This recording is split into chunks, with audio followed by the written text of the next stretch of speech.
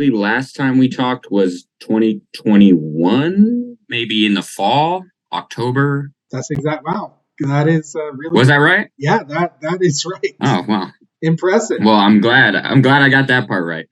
The incentives for mainstream media are to get the clicks and not so much to report the truth of the story in most cases. So yeah, I mean, I feel like it was over as soon as we elected a pathological liar to become president of the United States. I mean, it's obvious that truth is not a high value in this country in general. And so, anyone who's willing to, go to the furthest extreme and just outright lie, in citation, like documented lies, and just out there and do it. Chris Rufo said, "I'm the one. I'm your guy. I'm willing to do it." This dude has no shame whatsoever, and he will just continue to lie. So yeah, I agree with you that he doesn't have any incentive to stop. But yeah, this has been a runaway train since Trump, and alternative facts and all of that, right? I mean, like the alarm bells were sounding already then when they were like, listen, we're going to lie. We're going to make things up. We're going to make people believe things that are not true. And there's really nothing you can do to stop us. So it's very disturbing for me how easily people let that go on. Because Chris Rufo, the creation of Chris Rufo as we know him now, that was an inevitability of allowing someone like Trump to go unchecked with his lies. But as I look back through history, and the more I study the history of the American right, and I look at the Reagan presidency, I see so many similarities to Donald Trump. The amount of lies that Reagan told, the amount of times that he exhibited a kind of basic refusal to be held accountable in any way. If somebody asked him a tough question, he would sort of turn himself into the victim in a different way from Trump. He wouldn't go after them as hostily, but he'd be like, "Oh, why would you do that to me? I'm America's sad old grandpa. I'm doing the best I can." And a lot of the press capitulated and didn't want to ask him tough questions. And so it's not quite the same phenomenon as Trump in terms of like Trump actually being a force of intimidation and calling the press the enemy of the people. But so many of these things, and then you go back before Reagan, there was Nixon, who also called the media and liberal academics and the left generally, the enemy of the people. And there's all these connections between Nixon, Reagan, Trump. Roger Stone was there for all of them. There's just so much connection between them. The way that Reagan started his campaign by going to the place where 3 civil rights workers were killed during the civil rights movement in Philadelphia, Mississippi, and saying, I believe in states' rights. This kind of like a really like barely coded appeal to the white masses, white conservatives, especially. Like that's kind of at the heart of the Republican Party and has been for the past at least 45 years, with the Southern strategy, Nixon, Reagan, etc. And the new barely appeal is woke, isn't it? Yeah, that's right. Woke critical race theory. Woke in some cases, it can range from being just, it involves a black person, it's like the Little Mermaid is woke because there's a black Little Mermaid. I'm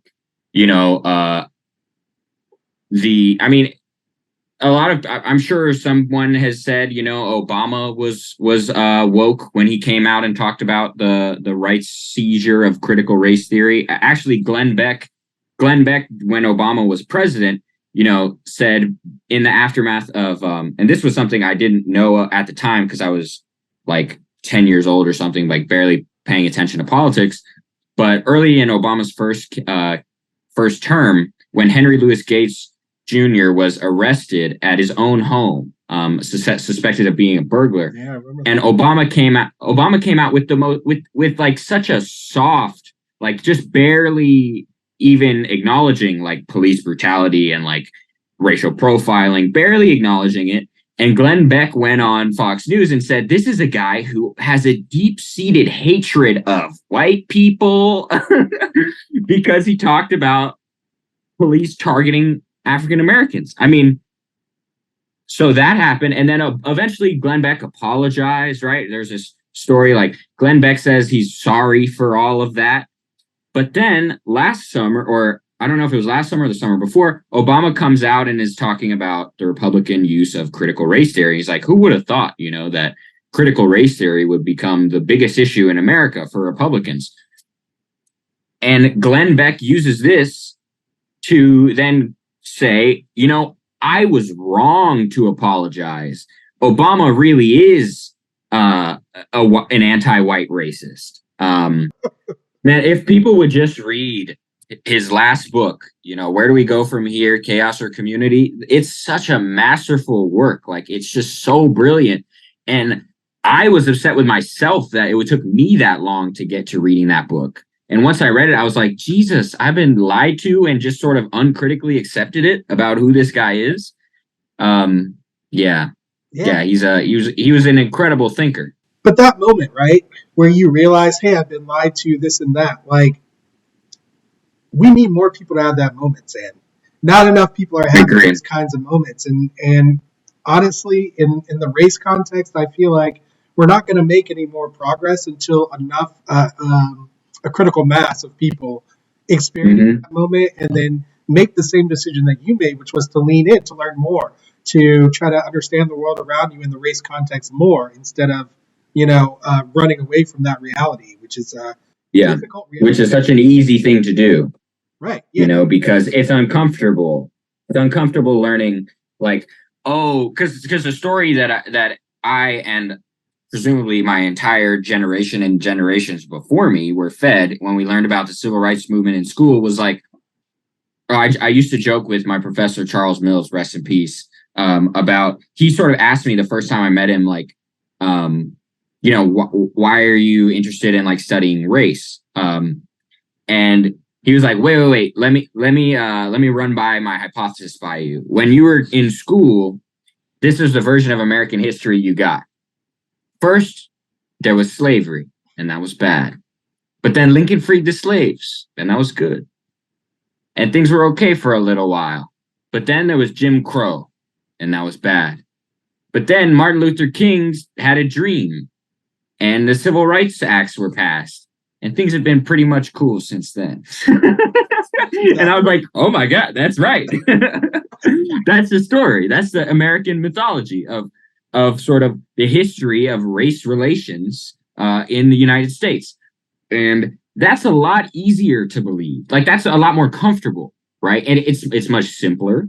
And it's a lot more comfortable to think that Martin Luther King, right, the most iconic civil rights hero, like, in world history, basically, was just a guy who thought all we have to do is stop talking about race. Guys, it's so simple. Like, if that's what our most iconic civil rights movement leader actually believed, like, that's a lot easier. That's a lot easier to think. And that's why the conservatives have seized on it so hard, because that's the king that they wish existed. And that's the king that they have convinced themselves existed. Like, the power of denial. I always like to contextualize the current anti-CRT wave by going back to George Floyd and the summer of protests that followed from that. Because what happened was, for the first time in American history, you have an anti-racist protest movement that is actually multiracial, that is actually includes a significant chunk of white people protesting police brutality, and specifically racist, racial profiling and police violence against Black people. That shook the conservative establishment. That is why they came back so hard. Chris Rufo talks explicitly in the New Yorker article by Benjamin Wallace Wells, who interviewed Rufo about this. He said, we needed a new language to go up against Black Lives Matter, right? And he said critical race theory was that term, not to go up against ideas specifically in the classrooms that are making white people feel guilty or whatever against Black Lives Matter, right? That's very telling. And but also it's connected because in response to that summer, you saw first, a big wave of like corporations getting on the racial justice train. You saw, sorry, in the NBA bubble, players were wearing, racial justice slogans on their jerseys. And I think, that's all well and good, but I don't think we should be looking necessarily at corporations to lead the anti-racist movement. And I think it's hilarious when people talk about sort of woke capital, and they say that, actually these corporations are trying to divide America. It's like, no, do you know anything about how corporations work? They're chasing profit. They think because of the changing public mood about race in this country that they can capitalize on it if they portray themselves as part, fighting the good fight, making good trouble. But it's true that a lot of curricula were implemented in the wake of the George Floyd protests that and a lot of sort of DEI corporate trainings and HR resolutions, etc., were being introduced. Do I agree with all of those? Some of the approaches I don't agree with, but I think what's important to acknowledge is some kind of effort being made, and always whenever there's a bunch of people trying to improve on anything or trying to even talk about race in any productive way, of course, there's going to be people who don't do it very well. Like the idea of whiteness, right? It's so assumed in the US. It's so the norm that it's like the invisible racial identity, right? It's like, oh, I don't experience,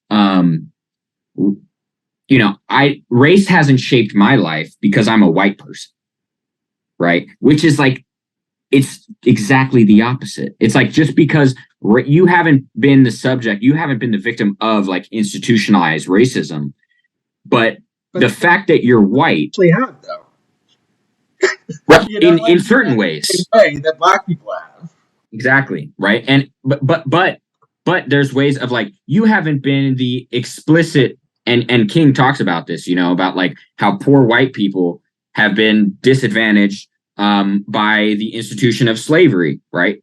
They had been, because if they had realized that slavery was bad for them economically, then maybe they would have risen up. And that was why the white elite was so careful to make sure that the poor whites bought into white supremacy, because then they could keep the working class divided.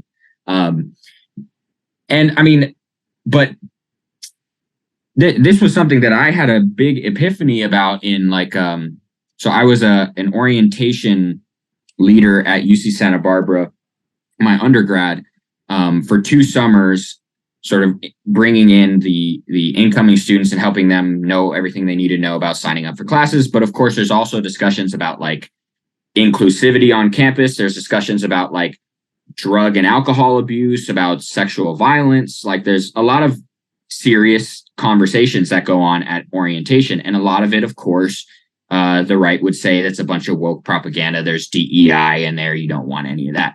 But in a lot of our trainings, we would have sort of discussions just as we were getting to know one another as a staff. All of these people who were picked to kind of introduce the incoming class to the school, as we were getting to know each other, one of the exercises was like, okay, everyone sort into like different groups, and you're going to go to the group where you think that this has had kind of impact on your life and how you see the world. And there was like religion, sort of immigration status, gender, sexuality, and one of them was race. And I went to the one at race because I realized, just in thinking about it, actually, my being white has affected my life a lot. And I was the only white guy in that, or only white person who went to the race part. And the people were looking at me kind of like, well, what do you mean, like race? And I was like, well, I mean, if you think about it, if I wasn't white, my life would probably be pretty different. Like, and that's a realization. That's one of those moments in itself that's we're sort of talking about. And I agree with you about like the need for a kind of mass sort of critical self-interrogation on behalf of white people. I mean, and not just white people. Of course, everyone should be talking about race because it affects all of us. But white people are probably the most inclined to ignore it. But there are, of course, people who are not white who are also suggest that we should ignore it. For instance, Kenny Xu and the sort of Color Us United organization, which I haven't even thought about in such a long time, although I do get their emails still to see what's going on. But I don't have a sort of easy solution in terms of like how to achieve a kind of mass self-interrogation. But yeah, let me hear. Let me tell you about some of the barriers that I faced in trying to create it, right? Well, I was thinking about how to create such a thing. First of all, I've tried to partner with Braver Angels. I think you're familiar with that organization. Yeah. Yeah, they're a depolarization organization focusing heavily on politics. But they do focus on race, and I do have a relationship with their national ambassador. But I think that it's a little bit difficult to, to get them out of the political sphere and into the racial sphere a little bit more seriously. I'm not sure to make that, connection. I may go to their national convention happening in July to try to, find out how I can connect with them more. But so far, there's like a lot of head nodding and like agreement, but like not a lot of action. Now, when I was thinking about how to create the Contraband Wagon, the live event where people can expose themselves and whatnot, I thought about college campuses, right? Change my mind doesn't have to be change my mind. We don't have, we don't have to have. Steven Crowder. We don't have to. Steven Crowder shouldn't be the one to be allowed to go to college campuses and talk to the young people. Yeah, he shouldn't own that brand. Like, exactly. Yeah, I agree. Exactly. So I was like, let me try to get involved in the college, circuit and whatnot, and start, having the audience there. But colleges don't want to sponsor someone who's like, hey, I'm coming in to talk to your students about race. That's a risk for them, right? There's people getting shouted down off stages these days at college campuses. So they don't want to bring in somebody who's, they would perceive as radical in trying to create such a conversation. So that's one barrier there. And so I was like, okay, maybe it's not schools. Maybe it's church, right?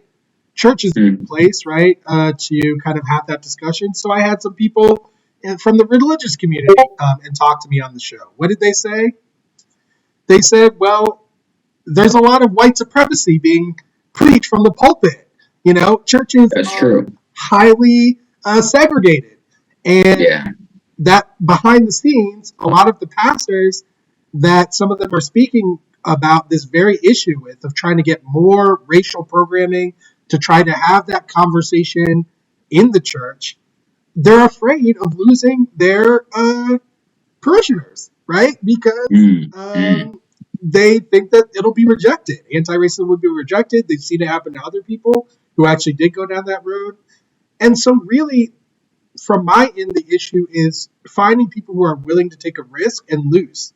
And really, it can kind of be summed up as the issue that the white community at large has to face, which is that if you decide to be anti-racist, you will lose something. Something. Like, there is no way around that. And I feel like as soon as people realize that, it really tests whether you, kind of have empathy for your fellow humans or not, right? That's really the question. If you do, it's impossible for you not to choose to change yourself. If you don't, then it's easy for you not to choose to change yourself.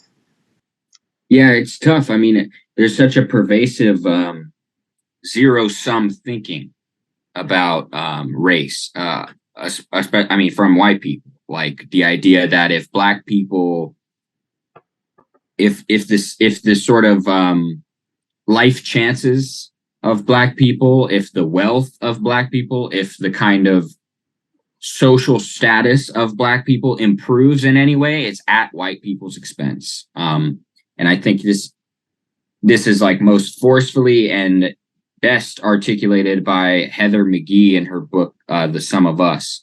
And she talks about drained pool politics, these, the phenomenon of white communities closing down their public swimming pools rather than integrating them and allowing white children to swim with Black children. The same thing happened after Brown v. Board of Education with public schools in places like Prince Edward County, Virginia. They rather close the public schools and fund voucher programs for white people to go to private school, spending a lot of money, right? Which conservatives are usually against, right? The state spending so much money, but in the protection of segregation, it's allowed.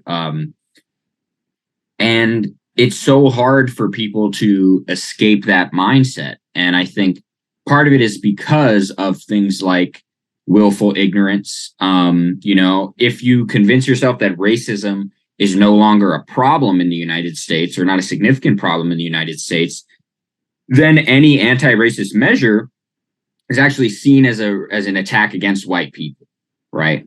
And that just enforces the zero-sum way of thinking. But I think that your approach, doing what you can on a local level, it seems like that's really all we can do as people who don't have the kind of financial resources to launch some kind of campaign or some kind of like mass, I don't know, new magazine that talks about this and like send out a bunch of free subscriptions, or, there's all sorts of things we could do if we had the means.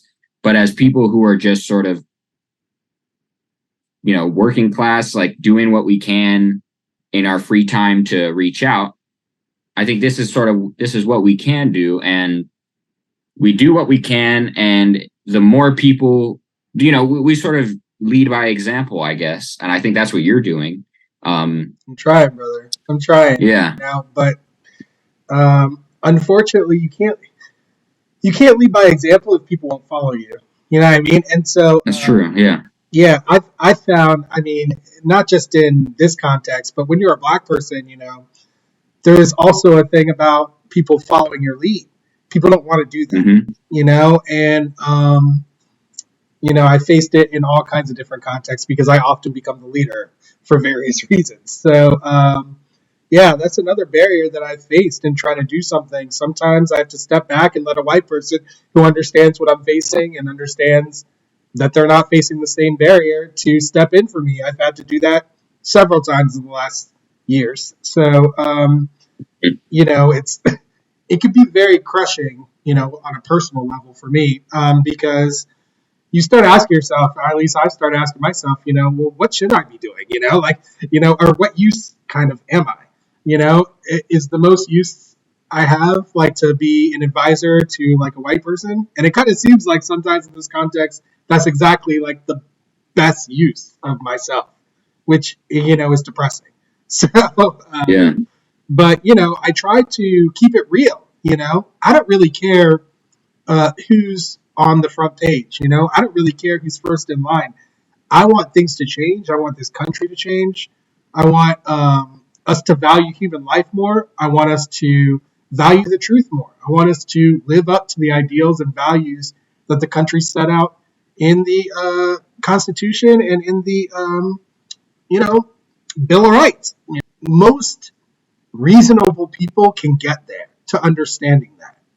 And I hope so. I hold on to that belief, kind of like I cling to it, like, in order to have any hope. Yeah. But I think it's a reasonable belief, and it goes back to what opportunity have these people had to ever go down that path?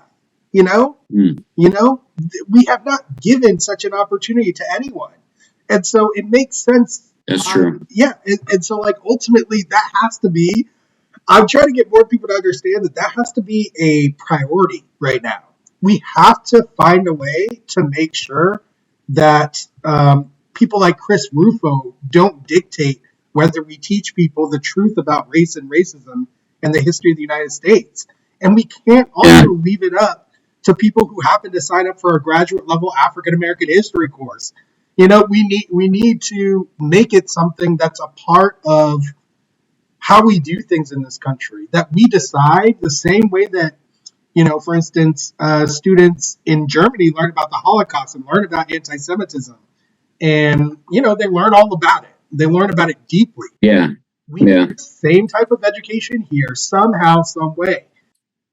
I used to think that kind of critical thinking would like solve, was like the answer. And the more like sort of philosophy, learning how to break down arguments and recognize flaws in arguments. And the more I've studied this stuff, I've shifted away from the value of critical thinking and logic and reason and more towards history, because like if you don't understand the history of it all, then you're kind of trapped in this kind of presentist view where you're not able to see that, like, no, these people have been saying these kinds of things. Of course, not the exact same things. None of it is exactly identical to the past, but the historical precedents are so overwhelming that it's like, if you don't understand them, then you don't really understand the present.